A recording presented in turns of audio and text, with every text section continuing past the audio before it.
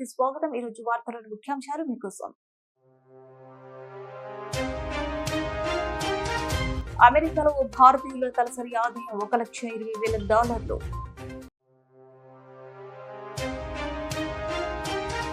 భారతదేశంలోనే తొలిసారి data policy తీసుకొచ్చాం.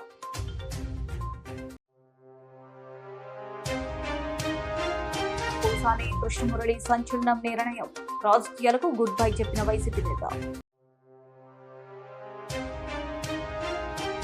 కిర్లంపూడి పోలీస్ స్టేషన్ ని ఆకస్మిక తనిఖీ చేసిన జిల్లా SP Vikrant Patil. Allu production banner పై కిరణ్ వారియర్ దర్శకత్వంలో లుక్స్ రాజ్ హీరోగా సైఫేం సూర్య.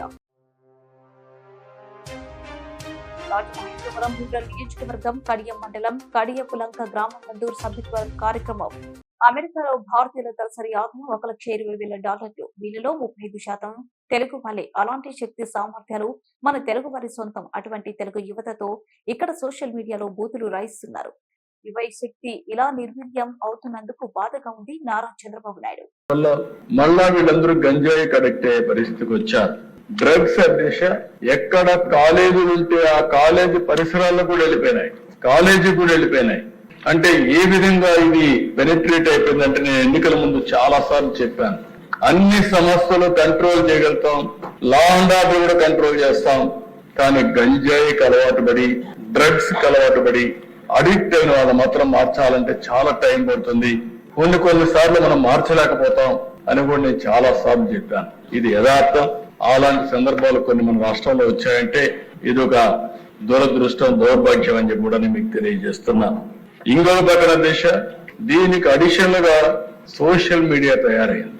అంటే ఈ సోషల్ మీడియాలో కూడా నియంత్రణ అవసరం. మన పిల్లల్ని మనం కాపాడుకోవాలి, భావి తరాలకు అందించాల్సిన బాధ్యత మన పైన ఉంది. ఒక పక్కన తెలుగు జాతి ప్రపంచంలోనే ఒక అగ్ర జాతిగా తయారవుతున్న ఆనందపడుతున్నాం. ఇంకో పక్క ఈ రాష్ట్రంలో ఉండి మన పిల్లలు సర్వనాశనం అయిపోయే పరిస్థితికి వచ్చారని బాధపడుతున్నాం. ఉదాహరణకు మీరు చూస్తే అమెరికాలో దిశ తలసరి ఆదాయం భారతీయులది $1,20,000. అందులో 35% తెలుగు వారు ఉన్నారు. ఇంకో పక్కన దిశ ఇక్కడుండే మన తలసరి ఆదాయం $3,000. అంటే దగ్గర 40 రెట్లు ఎక్కువగా ఇక్కడ పుట్టిన వాళ్ళు అమెరికాకి వెళ్ళి అక్కడ పనిచేసి నాలెడ్జ్ ఎకానమీలో 40 రెట్లు ఎక్కువ ఆదాయం సంపాదించే పరిస్థితికి వచ్చారు. అమెరికాలో ఉండే అమెరికన్స్ తలసరి ఆదాయం $60,000. అంటే మనలో సగం. శక్తి ఉంది, సామర్థ్యం ఉంది. అదే సమయంలో దీన్ని సద్వినియోగం చేసుకోవాల్సిన బాధ్యత మనందరిపైన ఉంది. అది చూసినప్పుడు నాకు ఆనందం. మళ్ళీ ఇవన్నీ చూస్తే బాధ. నిన్న చూస్తే అమెరికాకు పోయిన వాళ్ళు 23-24లో 3,30,000 మంది వెళ్ళారు భారతదేశం నుంచి. అందులో 1,86,000 మంది అంటే 56% తెలుగు వాళ్ళు వెళ్ళారు. భారతదేశం మొత్తం 65,000 కోట్ల రూపాయలు ఖర్చు పెడుతున్నారు. చదువు మీద ఒక్క సంవత్సరం ఇక్కడి నుంచి పోయిన వాళ్ళు ఖర్చు పెట్టే డబ్బులు చూస్తే 60,000 కోట్ల రూపాయలు చదువు మీద ఖర్చు పెట్టి నాలెడ్జ్ ఎకానమీలో దూసుకుపోయే పరిస్థితికి వచ్చారు. కానీ ఇక్కడికి వస్తే దిశ ఎక్కడ చూసినా సోషల్ మీడియాలో చూస్తే వల్గారిటీ, అది చూస్తే బాధ. ఒకరిద్దరి పైన కాదు దిశ, అందరిపైన ఇదే వార్తలు రాసే పరిస్థితికి వచ్చారు. భారతదేశంలోని తొలిసారి డేటా పాలసీ తీసుకొచ్చాం. డేటా సెంటర్లకు అవసరమైన గ్రీన్ ఎనర్జీ, ఇతర సదుపాయాలు కూడా సమకూర్చడమే మా లక్ష్యం. విద్యాశాఖ మంత్రి నారా లోకేష్ అన్నారు. అధ్యక్ష, రెండో పాలసీ వచ్చగల డేటా సెంటర్ పాలసీ. అధ్యక్ష, డేటా ఇస్ ద ఫ్యూచర్. అధ్యక్ష, మీరు చూస్తే ఏఐ అనేది అనివార్యమైంది. అధ్యక్ష, అందరూ కోరేది డేటా సెంటర్లే కాదు, డేటా సెంటర్స్ కి గ్రీన్ ఎనర్జీ కూడా అవసరం ఉంది. అది కూడా 24/7 గ్రీన్ ఎనర్జీ అవసరం ఉంది అని అందరు నేను కోరుతాను జరిగింది. అధ్యక్ష, అందుకే GOM లో గౌరవ ఎనర్జీ మినిస్టర్ గారు కూడా 20 లక్షల ఉద్యోగాలు కల్పించే గ్రూప్ ఆఫ్ మినిస్టర్స్ లో ఉన్నారు. మీ ఇద్దరం కలిసిగట్టుగా పిచ్ చేస్తున్నాం కంపెనీస్ కి. డేటా సెంటర్స్ కి కావాల్సిన ఎకో సిస్టమ్ అంటే టాలెంట్, ఇంటర్నెట్ కేబుల్, అదే కాకుండా 24/7 గ్రీన్ ఎనర్జీ అందిస్తానో కూడా వాళ్ళకి హామీ ఇస్తాం జరిగింది. అధ్యక్ష 2019లో చూస్తే గతంలో నేను చెప్పినట్లు ఒక డేటా సెంటర్ పాలసీ తీసుకొచ్చాం. అధ్యక్ష, అప్పుడు భారతదేశంలో ఉన్న పక్క రాష్ట్రాలు ఎవరు డేటా సెంటర్ గురించి అంత ఆలోచించిన సమయంలో ఒక డేటా సెంటర్ పాలసీ తీసుకొచ్చా. అధ్యక్ష, దాంట్లో భాగంగా ఒప్పందాలు కుదిరించుకున్నాం. ఆ రోజు భూమి పూజ చేశాం. కానీ ప్రభుత్వాలు మారిపోయినాయి. ప్రభుత్వాలు మారిన తర్వాత ఆ కొండ కావాలని రాజధాని కోసం తీసుకుందాం, ఏదో భవనాలు కడదామని లాస్ట్కి వచ్చి గల కోడికత్తి టవర్స్ గ్రాఫిక్స్ చూపించారు అధ్యక్ష. అందరు చూసుంటారు. వైజాగ్ లో కోడికత్తి స్టైల్లో టవర్స్ కడతామని చెప్తాం జరిగింది అధ్యక్ష. అదే ఆ కొండ మీద కట్టాలని ఏదో కలలు కన్నట్టున్నారు. అదే వాళ్ళు ఇంకా ఇప్పుడు లేరులేండి. బట్ ఆ కంపెనీలో 6 సంవత్సరాలు ఒక్కసారి కూడా వెళ్ళలేదు అధ్యక్ష. నేను మంత్రి అయిన తర్వాత మళ్ళీ వాళ్ళని తీసుకెళ్లా అక్కడ చూపిస్తాం జరిగింది. గతంలోనే నేను చెప్పినట్లు చాలా స్పష్టమైన హామీ ఇచ్చాను. వచ్చే 3 నెలల్లో తప్పనిసరిగా అక్కడ గ్రౌండ్ బ్రేక్ చేస్తాం. పెద్ద ఎత్తున మళ్ళీ అక్కడ డేటా సెంటర్స్ తీసుకొచ్చే బాధ్యత మన ప్రభుత్వం తీసుకుంటున్న అధ్యక్ష. నేను పొద్దున్న చెప్పినట్లు $300 బిలియన్ డేటా సెంటర్స్ లో ప్రతి సంవత్సరం ఇన్వెస్ట్మెంట్స్ రాబోతున్నాయి. దాంట్లో కనీసం $100 బిలియన్ భారతదేశానికి రావాలి. దాంట్లో ఆంధ్ర రాష్ట్రం కీలకమైన పాత్ర వహించాలని గౌరవ ముఖ్యమంత్రి చంద్రబాబు నాయుడు గారు చాలా స్పష్టమైన హామీ ఇచ్చారు. దానికి కావాల్సిన సబ్మెరీన్ కేబుల్ ల్యాండింగ్ స్టేషన్ కానివ్వండి, అదే విధంగా పోర్ట్ ఫెసిలిటీస్ కానివ్వండి, రెన్యూబుల్ ఎనర్జీ కానివ్వండి, ఇంకో పక్కన కనీసం 1 gigawatt worth of investments, data centre investments మన రాష్ట్రం తీసుకొచ్చేదానికి రాబోయే 5 సంవత్సరాల్లో తీసుకొచ్చేదానికి అనేక ఇన్సెంటివ్స్ ఇస్తున్నాం అధ్యక్ష. దాంట్లో ప్రధానమైన ఇన్సెంటివ్ 10% క్యాపిటల్ సబ్సిడీ కానివ్వండి, అంటే 100% SGST reimbursement, stamp duty exemption, అదేవిధంగా ఇది ఇండస్ట్రీగా గుర్తించి ఇండస్ట్రియల్ పవర్ టారిఫ్ కింద ఇవ్వాలనేది ఒక లక్ష్యంగా తీసుకున్నాం అధ్యక్ష. ఇంతేకాకుండా అధ్యక్ష 50 మెగావాట్ల కన్నా ఎక్కువ ఎవరన్నా డేటా సెంటర్ ఏర్పాటు చేయాలన్నా, లేదంటే 5,000 కోట్ల కన్నా ఎక్కువ పెట్టుబడులు పెట్టాలనుకుంటే వాళ్ళు కస్టమైజ్డ్ ఇన్సెంటివ్స్ ఇవ్వాలనేది గౌరవ ముఖ్యమంత్రి చంద్రబాబు నాయుడు గారు ఆదేశాలు జారీ చేస్తాం జరిగింది అధ్యక్ష. అది పాలసీలో కూడా పెట్టాం అధ్యక్ష. ఇంతేకాకుండా ఈ డేటా సెంటర్స్ కావాల్సిన టాలెంట్, అదేవిధంగా ఈ AI ఏదైతే ఇప్పుడు అనివార్యం అవుతుందో ఒక శాండ్ బాక్స్ ఏర్పాటు చేసి మన దగ్గర ఉన్న డేటాని అనానమస్ చేసి ఒక శాండ్ బాక్స్ రూపంలో రీసెర్చ్ ప్రాజెక్ట్స్కి ఇవ్వండి. తద్వారా మన పిల్లలకి AI మెషిన్ లెర్నింగ్ అంటే ఏంటో అర్థమవుతుంది. ఆ కోర్సెస్ కూడా కాలేజీలో ఏర్పాటు చేయండి అని గౌరవ ముఖ్యమంత్రి గారు కూడా చెప్తాం జరిగింది అధ్యక్ష. అది కూడా ఏర్పాటు చేస్తానని ఈ సభాముఖంగా సభ్యులందరూ కూడా నేను తెలుపుతున్నా అధ్యక్ష. రాజకీయాలకు గుడ్ బై చెప్పిన వైసీపీ నేత నా కుటుంబం కోసం రాజకీయాలను వదిలేస్తున్నాను, నేను తప్పు చేసి ఉంటే జైలుకు వెళ్లేందుకు కూడా సిద్ధమే. పోసాని కృష్ణమురళి. నేను అన్ని పార్టీలకి నేను సపోర్ట్ చేశా. ఎప్పుడు ఆ పార్టీల్లో ఉన్న నాయకుడు గుణగణాలను బట్టి అన్ని పార్టీల్ని విమర్శించా. ఎప్పుడు ఆ నాయకులు ఎవరెవరైతే ఆ నాయకులు ఉన్నారో అప్పట్లో ఆ పార్టీకి వాళ్ళు తప్పులు చేస్తే విమర్శించా. తప్పులు చేయకుండా నేను ఎవరిని విమర్శించలా. మీరు నా రాజకీయాలు 83 నుంచి మాట్లాడుతున్నా, మీరు ఒక్కటైనా మీరు చెప్పండి. నేను విమర్శిస్తే సంతోషపడి ఉంటే అవి గుడ్ రాజకీయాలు అయ్యేవి.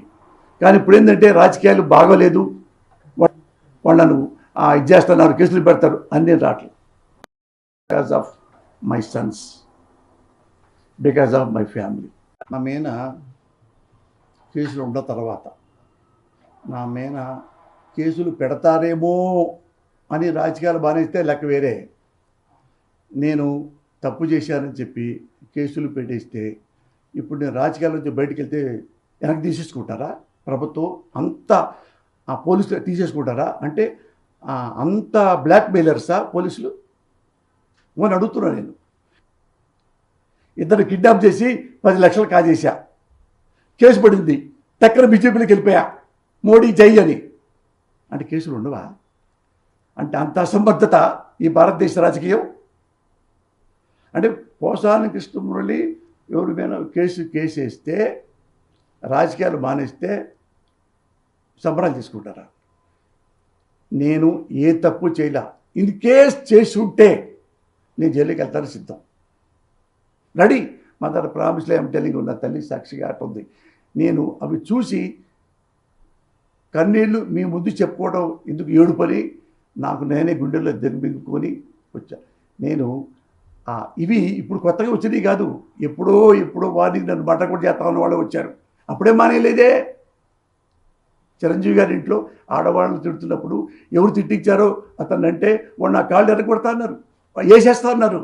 నేను అన్నాను అప్పుడు, గుర్తుపెట్టుకోండి, ఏమయ్యా నన్ను చంపితే అసలు మళ్ళీ బతకకుండా చంపు, కొనుబ్బుడితో చంపానుకో మళ్ళీ నేను చంపాల్సి వస్తుంది అని కూడా అన్నవాడిని నేను.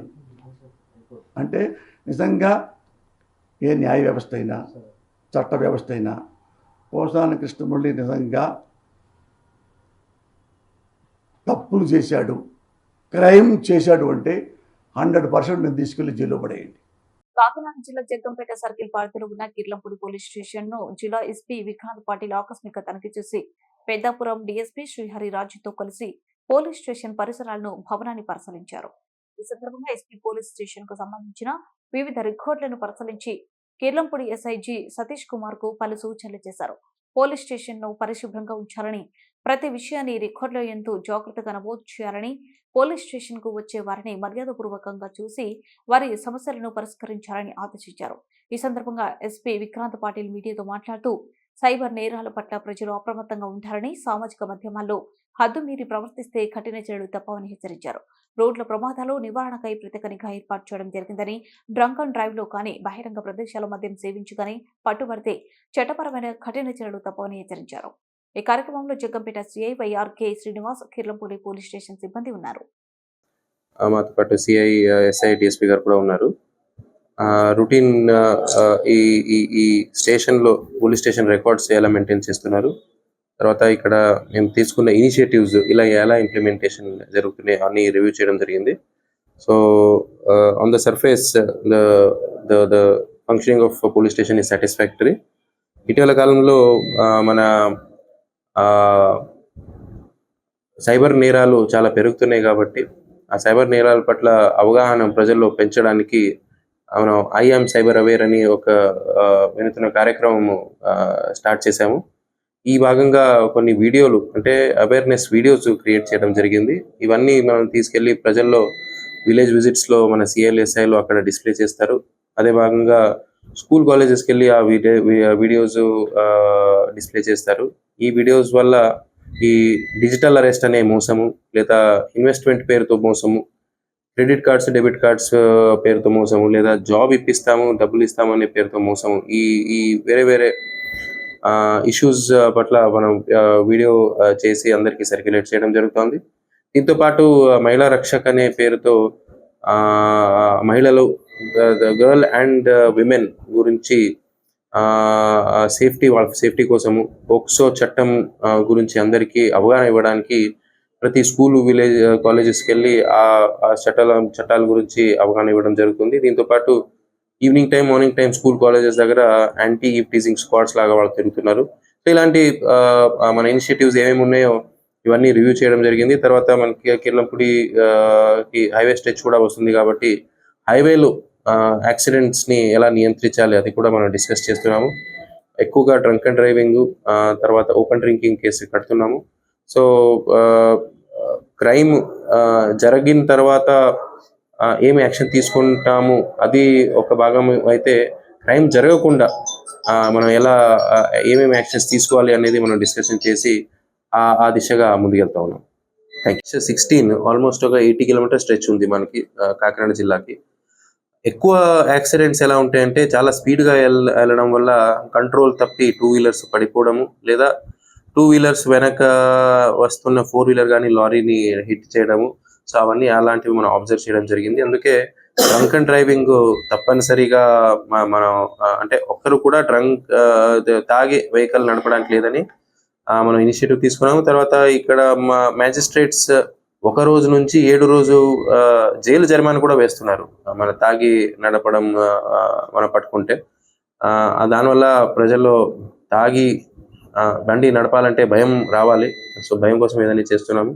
ఎందుకంటే తాగిన తర్వాత మన రియాక్షన్ టైం అనేది ఏముంటుందో ఆ రియాక్షన్ టైంలో చాలా తేడా ఉంటుంది. సో మనం ఒక బ్రేక్ వేయడానికి 0.1 సెకండ్ లేట్ అయినా యాక్సిడెంట్ జరిగిపోతుంది. సో ఇవన్నీ ఒకవైపు అవగాహన పెంచుతున్నాము, ఒకవైపు జైలు జరిమానా లేదా 10,000 ఫైన్ ద్వారా భయం కూడా ఉండాలి అని మనం స్టెప్స్ తీసుకుంటాం. ఇవన్నీ సోషల్ మీడియాలో అసభ్యకరమైన పోస్టులు ఎవరు పెట్టారో, కంప్లైంట్ మనకి ఎప్పుడెప్పుడు వచ్చినాయో అప్పుడప్పుడు మనం ఇన్వెస్టిగేషన్ తీసుకోవడం జరిగింది. ఇన్వెస్టిగేషన్ చాలా సిస్టమేటిక్గా చేసి ఎవరు పెడుతున్నారు, వాళ్ళ వెనక ఎవరున్నారు అవన్నీ ఇన్వెస్టిగేషన్ చేసి as per law we are taking action. Allu production banner పై కిరణ్ వార్గి దర్శకత్వంలో లుక్స్ రాజ్ హీరోగా, సైఫ్ ఎం సూర్య ప్రధాన పాత్రలో, సోనిరెడ్డి హీరోయిన్ గా, అల్లు శ్రీరాములు నాయుడు నిర్మాతగా, ప్రముఖ నిర్మాత కంచర్ల అచ్యుతరావు సమర్పణలో నిర్మించిన మెగాస్టార్ ఫ్యాన్ చిత్రం ప్రమోషనల్ లో భాగంగా గురువారం పేద వాల్తేరులో గల అన్నపూర్ణ కాంప్లెక్స్ లో మీడియా సమావేశం జరిగింది. డైరెక్టర్ కిరణ్ వారియర్ మాట్లాడుతూ మెగాస్టార్ అభిమానిగా సినిమా తీశాను. అందరూ హీరోల అభిమానులు చూడాల్సిన సినిమా అన్నారు. లుక్స్ రాజ్ మంచి నటన హైలైట్ అవుతుందన్నారు. హీరోయిన్ సోనిరెడ్డి బాగా నటించారు. సినిమా విడుదల కోసం ప్రముఖ నిర్మాత కంచుల అచ్యుతరావు సహకారం తీసుకుని విడుదల చేస్తున్నాం. ఒకరిని స్ఫూర్తిగా తీసుకుని ఎదిగిన హీరోపతి ఈ సినిమా అన్నారు. అంటే మనిషి పెరుగుతాడు, మెచ్యూరిటీ లెవెల్స్ పెరుగు. చిన్న పిల్లలు ఏది bluff master God side director Gopi Ganesh గారు మావి. సో ఆ ప్రొడక్షన్స్ కూడా నేను ఇన్వాల్వ్ అయ్యి చూసుకోవడం జరిగింది. దానివల్ల కొన్ని సినిమాలు చేయలేకపోయాను. ఇప్పుడు కంప్లీట్ సినిమాలు చేస్తున్నాను. ఇప్పుడు 4 మూవీస్ చేస్తున్నాను. రాజమహేంద్రవరం రూరల్ నియోజకవర్గం కడియం మండలం కడియపులంక గ్రామం నుండి శుక్రవారం ఉదయం తెలుగు రైతు రాష్ట్ర ఉపాధ్యక్షులు మాజీ ఎంపీపీ మార్గాని సూర్యనారాయణ మరియు క్లస్టర్ ఇన్ఛార్జ్ బోడపాటి గోపి ఆధ్వర్యంలో తెలుగుదేశం పార్టీ సభ్యత్వ నమోదు కార్యక్రమం నిర్వహించారు. రాజమండ్రి రూరల్ శాసనసభ్యులు గోరంట్ల బుచ్చయ్య చౌదరి ఆదేశానుసారం టీడీపీ హెల్త్ వింగ్ రాష్ట్ర ప్రధాన కార్యదర్శి డాక్టర్ గోరంట్ల రవిరామ్ కిరణ్ సారాధ్య కడియం మండల అధ్యక్షులు వెలుగుబంటి రఘురాం సభ్యత్వ నమోదు కార్యక్రమంలో పాల్గొని రాష్ట్ర వ్యాప్తంగా, దేశ వ్యాప్తంగా, ప్రపంచ వ్యాప్తంగా నిర్వహిస్తున్నటువంటి సభ్యత్వ నమోదు కార్యక్రమం కొనసాగుతుంది. టీడీపీ సభ్యత్వ నమోదు చేసుకోవడం ద్వారా కార్యకర్తలకు భరోసా కల్పించి ప్రతి కార్యకర్తకు గుర్తింపు తీసుకుని రావడమే తెలుగుదేశం పార్టీ ప్రధాన లక్ష్యమన్నారు. ఈ యొక్క సభ్యత్వ నమోదు చేసుకోవడం ద్వారా రాబోయే రోజుల్లో ఆంధ్రప్రదేశ్ రాష్ట్రంలో ప్రవేశపెట్టబోయే అనేక సంక్షేమ పథకాలను సభ్యత్వ గుర్తింపు కార్డు ద్వారా అర్హులైన వారందరికీ పథకాలు వర్తిస్తాయని కార్యకర్తలకు తెలియజేశారు. పార్టీ సంక్షేమ విభాగం నుండి కార్యకర్తలు 5 లక్షల ప్రమాద బీమా వర్తిస్తుందని, కార్యకర్తల కుటుంబాలలోని విద్యార్థులు చదువుకు ఆర్థిక సహాయం అందిస్తుందని, కార్యకర్తలు లేదా వారి కుటుంబ సభ్యులు ఉపాధికి సహకారం అందిస్తుందని, పార్టీ ఎంపవర్మెంట్ విభాగం ద్వారా నైపుణ్య శిక్షణ మరియు ఉద్యోగాల అవకాశాలు ఉంటాయని అన్నారు.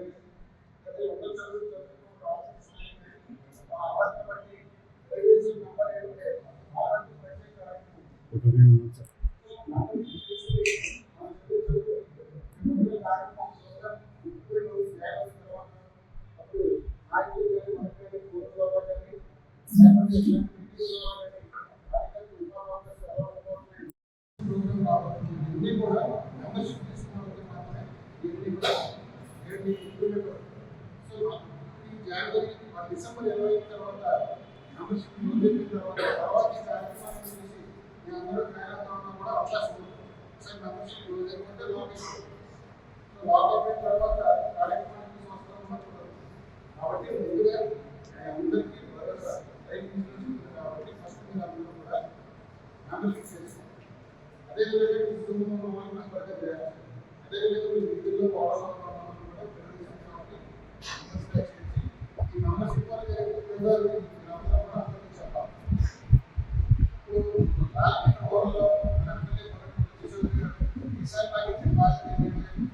ఈ అసెంబ్లీలో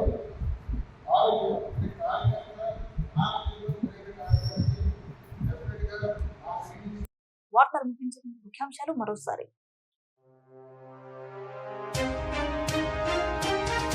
అమెరికాలో భారతీయుల తలసరి ఆదాయం $1,20,000.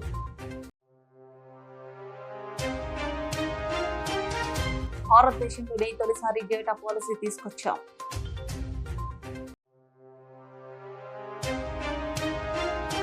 తలసాని కృష్ణమురళి సంచలనం నిర్ణయం. రాజకీయాలకు గుడ్ బై చెప్పిన వైసీపీ నేత.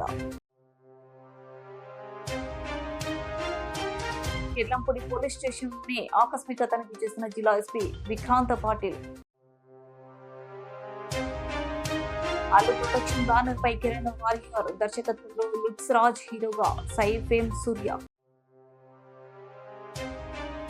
రాజమహేంద్రవరం రూరల్ నియోజకవర్గం కడియం మండలం కడియపులంక గ్రామ మండూర్ సభ్యత్వ కార్యక్రమం.